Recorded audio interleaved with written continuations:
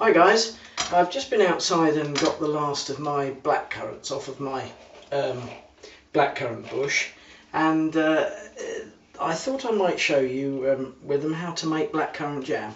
Well, I know I've shown you already how to make blackcurrant jelly, and that's taken up the best of the blackcurrants off of the bush that I've got.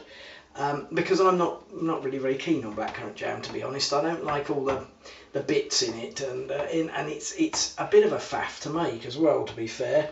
You know, if you want to do it really properly, you've got to get every last little stalk off of the blackcurrants, and I can't be bothered to do that. So not only do I not like eating them, also if I all the bits and pieces, and also if I make the jelly, everything gets sieved out, and so I don't have to worry too much about processing them overly. But I know a lot of people do like blackcurrant jam, and so I thought I'd just show you with these few that I've got left at the end of the season.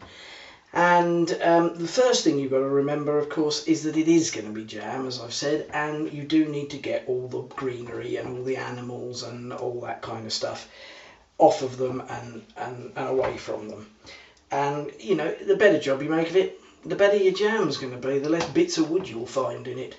You know, so it's up to you how much patience you've got. You know, there's a big stalk there, for example, and I've been picking at these for a while, and you still keep finding it. But you know, perseverance, and you can get them all off. Once you've managed to get your fruit nice and clear of all the sticks and debris and so on, then you just want to give them a rinse. And my nice little pasta spoon here, my pasta rinser, is excellent for small quantities of fruit. I just run them under the cold tap, get all the dust and the extraneous insects and bits and pieces off. Give them a rinse. There you go. A good rinse. Make sure none of them escape down the sink. They're precious enough at this time of year as it is. Retrieve that one. Hang on, I think I found a white one in there. Nope, it was my imagination.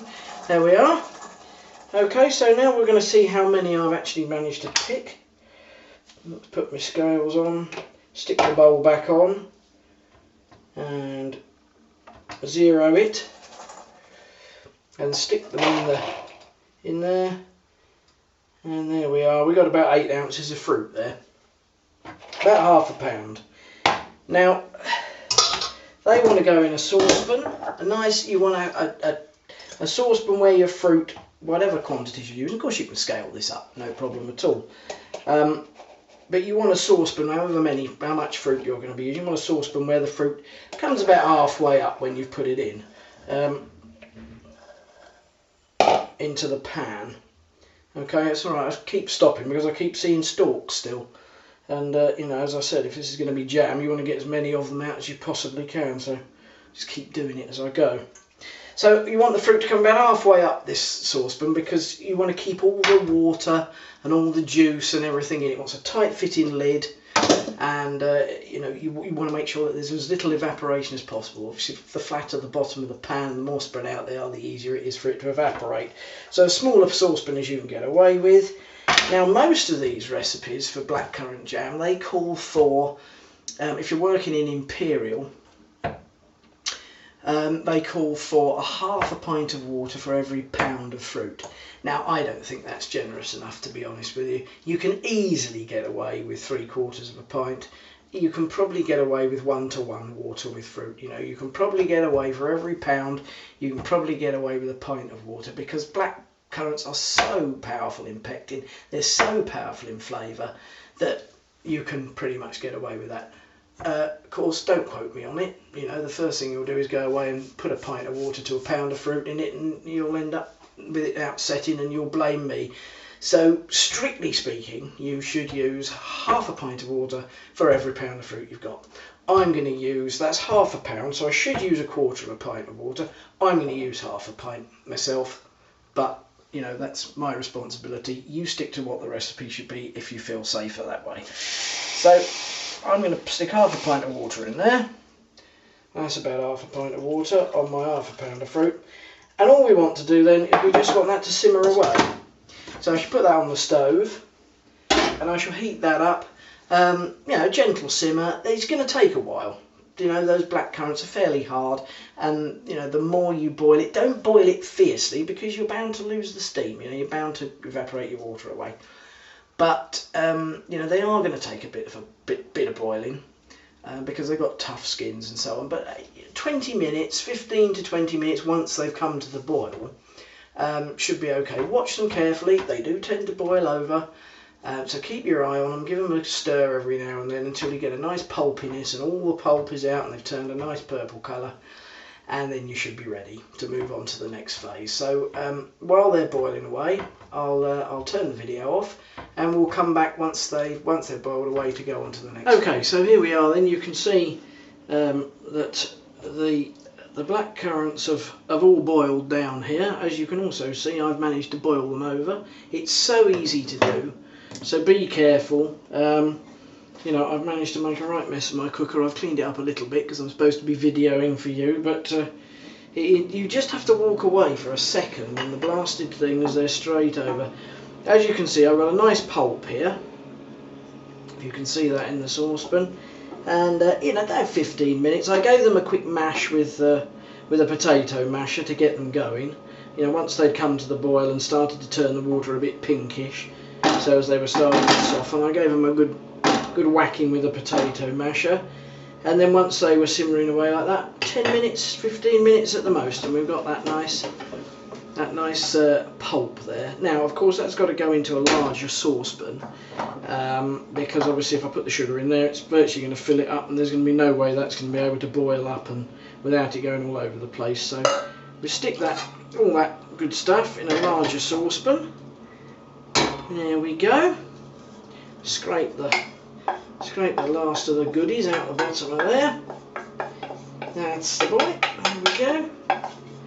That's it. Waste not, want not. It's the last of my blackcurrants off of my bush, so I hope my mother-in-law appreciates this. She's the only one who likes blackcurrant jam out of us lot. We all like jelly, so it's going to be for her. So let's hope she enjoys it. So put the heat right up full for this. Now, as usual with the jam, now we've got to add the sugar. There's all sorts of... I'll just put the sugar in now so as it can start to dissolve, and I'll talk to you about adding the sugar and what have you. There we go, we've got the sugar in now. There's all sorts of recipes out there for blackcurrant jam, and the reason being is simply this. There is so much pectin and so much flavour, as I've said before, in blackcurrants, that there can be variations in the amount of water that you put in with your blackcurrants in the first place. And so the recipes vary from person to person enormously.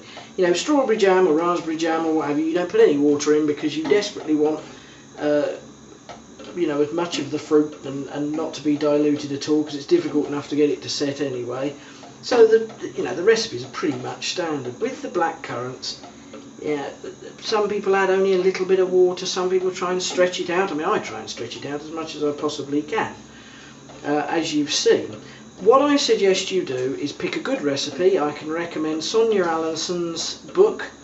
That's an excellent one. I forget. Let me just get it to remember the name.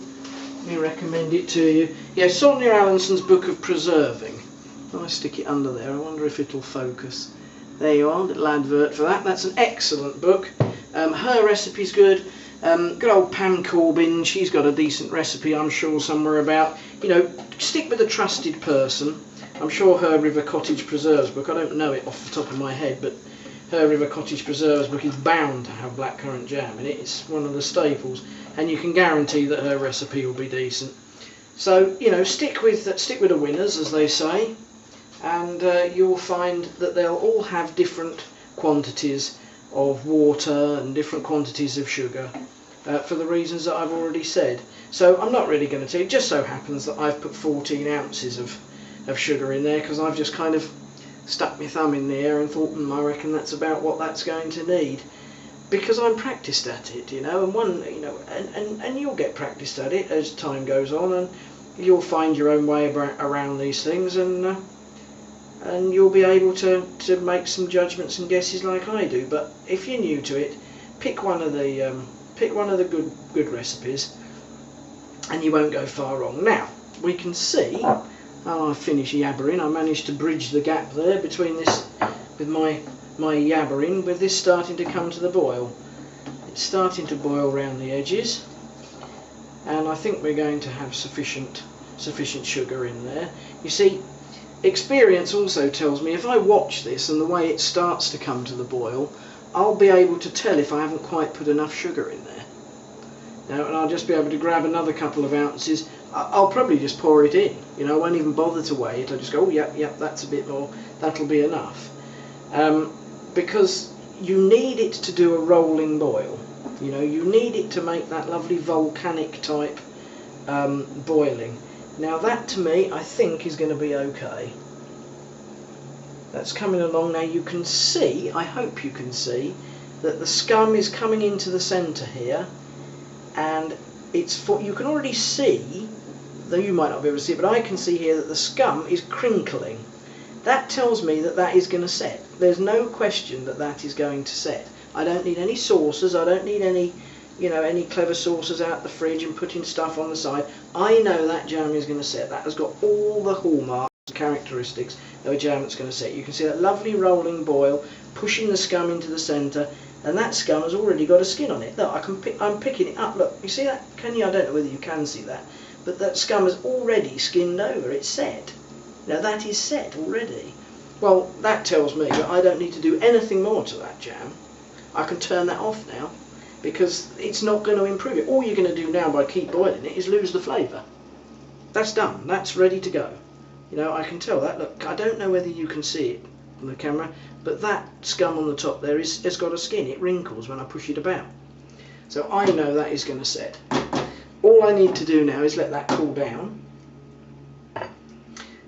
remove the scum from the surface, and bottle it into pre-sterilised jars, and there you'll have perfect blackcurrant jam. It's one of the easiest jams to make, as is blackcurrant jelly, one of the easiest jellies to make.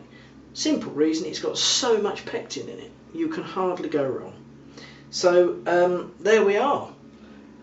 We'll come back and do a little bit of jarring up, I think, in a minute. Okay, so here we are then with the finished jam. It's all skinning over as fast as I can talk to you.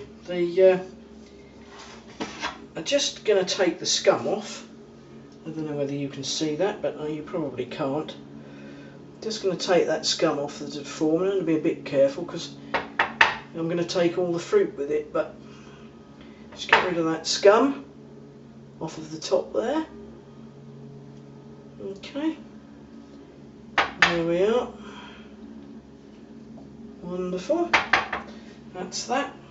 It's got rid of the scum. You can see it's going to set. You know, it's already setting in the saucepan, and it's only been off the heat. Well, long enough for me to move the video camera, to be honest with you. If I'm being honest about the behind the scenes stuff, I've only just moved the video camera back over there, so it can only been off the heat for, I don't know, 3 or 4 minutes, and it's already setting up in the saucepan. So all we need to do now is put it in our trusty measuring jug.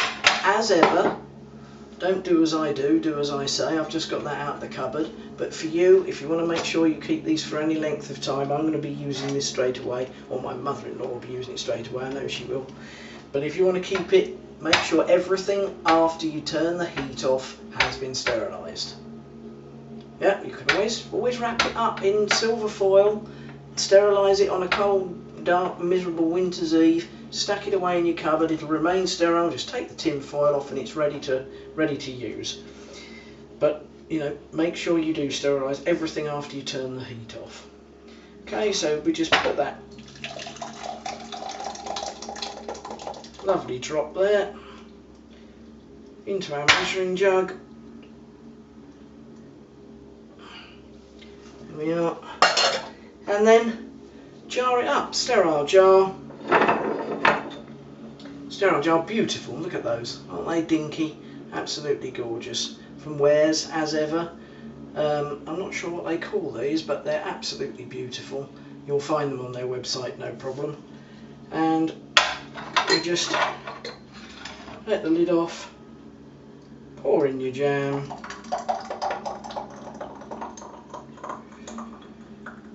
Okay, couple of millimetres, literally a couple of millimetres from the top, lid on, up tight, and there it is. Isn't that pretty? There you go. It's a bit hot in my hand, so I won't hold it there for long, but perfect blackcurrant jam. That can't have taken me more than, I don't know, half an hour from beginning to end. And there it is, dead simple, one of the easiest jams you can make and one of the tastiest. So there you are guys, till next time, see ya.